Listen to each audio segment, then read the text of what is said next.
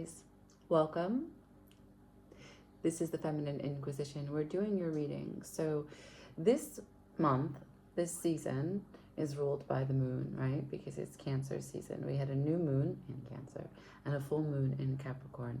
And I've done readings for all 12 signs in 2 cycles, and everyone is getting the moon. The signs that are closest to Cancer are experiencing beauty, peace, joy, an emotional release.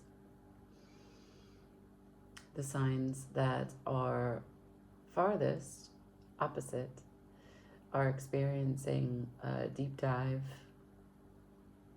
endings, closures, hard glances at complications.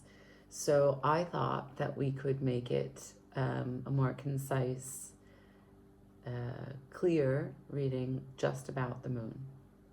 And so I'm in the space between the new moon and the full moon. So we'll see what the next 10 days or so will bring, okay? And we start with you. So let's go. If the reading resonates, awesome. Like, share, comment, subscribe. If it doesn't, check your other placements. What we're looking at is Aries, Sun, Moon, Rising, Venus, Mercury. Any placement that you feel you identify as Aries.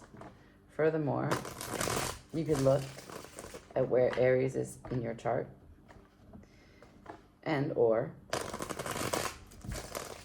where Cancer or Capricorn is in your chart, as that is where the moon will be showing up. Okay? If you have questions about your specific chart, write me. All services, all available. Let's go for Aries. What's the moon bringing? What's the moon bringing? Please, thank you. The moon for Aries. Nice, High Priestess. She's here. She's in reverse. But that's interesting about potential. What's available? Maybe. Let's see. Okay. Judgment at the bottom of the deck. So there is a reckoning. There is a realization. There is an aha moment. There is action that is required from you. And even if that's just looking, it's coming to an understanding.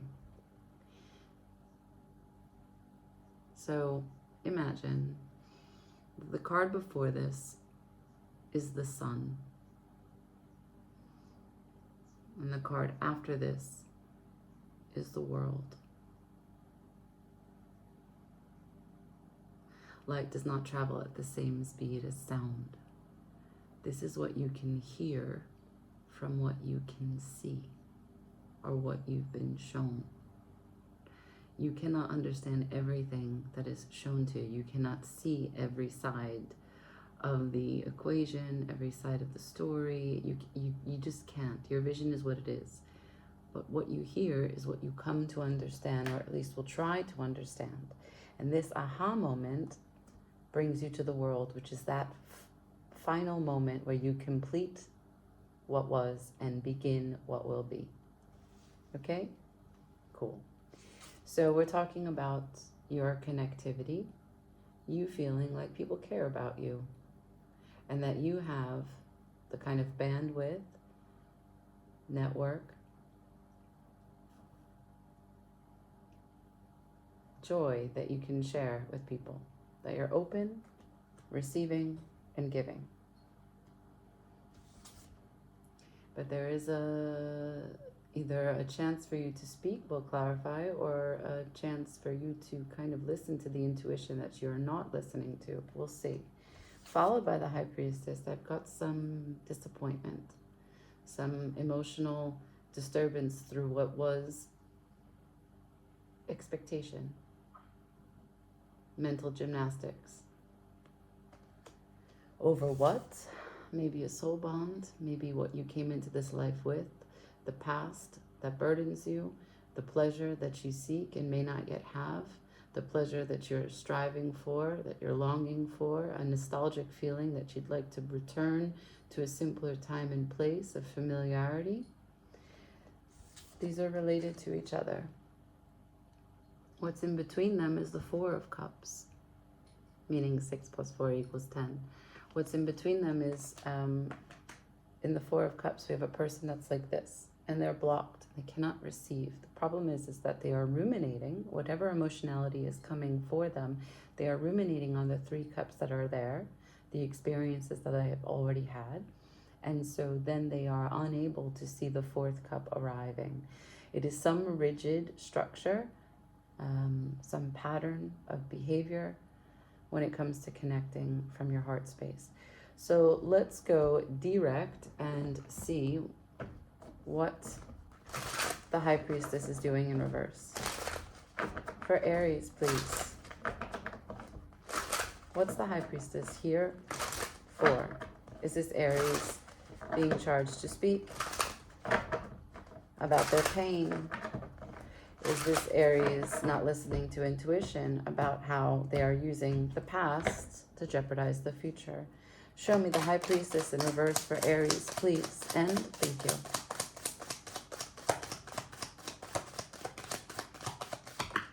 Thank you.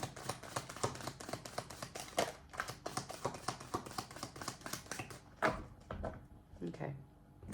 A lot of management here. Give me 1 second. I've got some cards.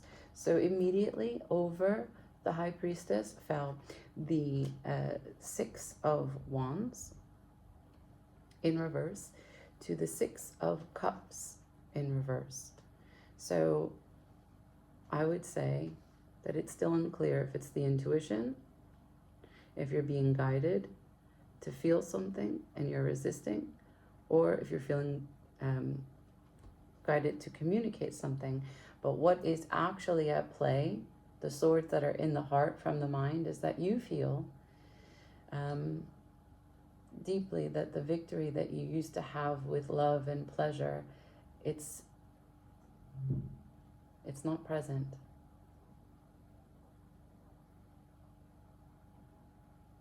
There is no expansion in this world of pulling someone in close. The familiar concepts you have of relating, this kind of family, this, I don't know what that sound is, but that's how I feel. Belonging, it's belonging. 4 of Swords to the 8 of Swords to the 9 of Swords, so many swords.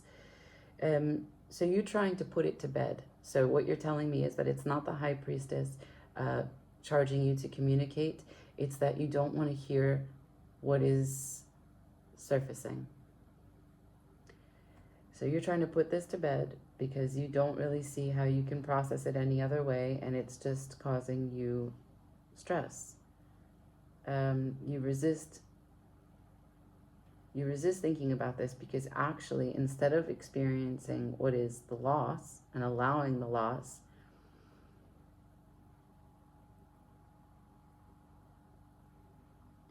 you know that you determine the structure that these thoughts occur.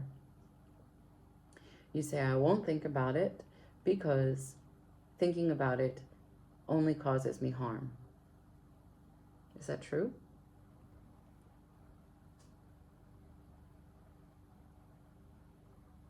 Is that what you hear from the recollection of your recollection? Is your memory to be trusted? Did you see every single side of the experience that you remember? So justice is at the bottom. This is a question of balance, of fairness, of truth.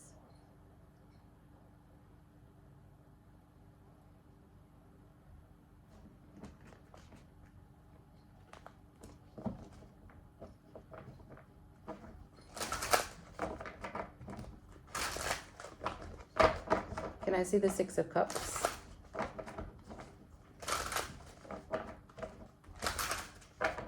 One more shuffle. Six of Cups for Aries as it relates to this moon. Thank you.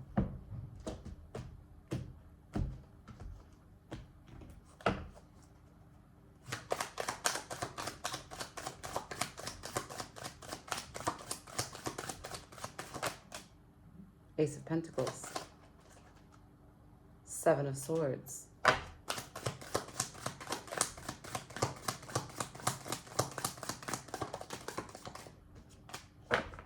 Temperance. Hierophant at the bottom of the deck. There's an opportunity here for you to walk away from this, to understand that the experience that you went through was just that. Wait, there's another card under Temperance. The Death. And both of these are in reverse. If you don't let it go, it never gets transformed.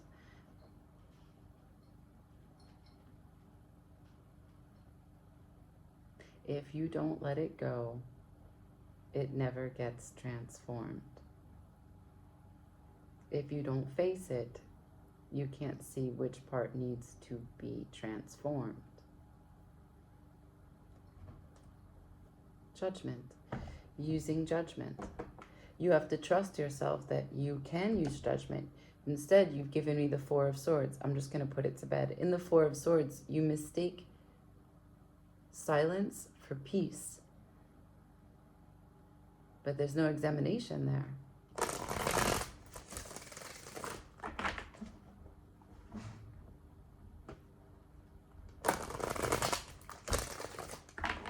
Show me the advice for justice, for judgment, for Aries. This is the lesson here. You using judgment regarding your intuition and emotions. How to navigate this without turning your back on your own self. And the voice, right? Allowing yourself to receive. Exactly.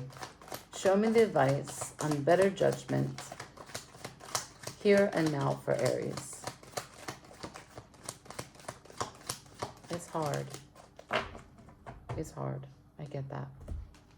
So, underneath the bottom of the deck, it's hard. It's a lot. It's heavy. But you're so close. First card, about advice. This is telling me that you're not exactly open to receiving information and or reflecting. You see, the page exists not at the handle, not at the tip, but in the fat part of the blade. And the thing is that the Page of Swords is just, imagine one sentence of a paragraph or one page in a book. You have to be content to just take tiny bits of information, not necessarily drawing a conclusion. That's not your job. The Queen of Swords is what makes sense, who makes sense of the situation, but you're just retrieving data.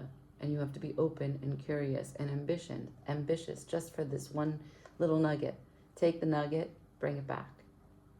And eventually, leveling up from the Page to the Queen, you'll have a full story. But this is in reverse. Page of Pentacles on its side suggests to me that you're kind of impatient and you'd rather not go bit by bit, because this is the bit by bit card. You want to go fast, you want to get healed, you want to get better, you want to get clarity, or you want to go back to this situation. And perhaps that what you do remember when the information comes in is self-harming or distorted. Makes you full of resentment, which is why it's so heavy. But you have to return to it. Because the setup, the premise, the notion that you have that it wasn't working, that it wasn't giving back to you what you were giving, that it was unfair, that it needed to be abandoned, this is not a complete truth. That's what needs to be transformed. Slowly, steadily. And then you can come into wholeness to give yourself exactly what it is that you need, so that you don't feel that you're missing love, that you're missing a cup.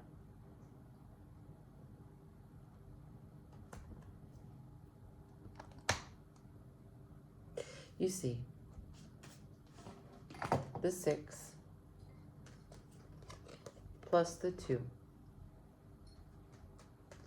brings you to the 8. When you recognize that it's not the 6 cups in reverse, but that you can appreciate the experience as Temperance teaches you for everything that it gave you, even the bad, then after you return there, with honoring what was shared without resentment, you find a way to get from 8 plus 2 to 10. That's the power of the death. When you let it go, because you haven't let it go, when you let it go, you find wholeness to understand that nothing can take away from you. You are only here to have experiences. We put things in the moon to make it more easy to manage. And then over time, when we try to retrieve, or we need something from the moon for new experiences, we've become fractured. We can't locate all of us. But good thing that every month we have a chance to get a little bit more information, whether it be completion and release with the full moon or planting a seed for something new, tabula rasa, a fresh start with a new moon.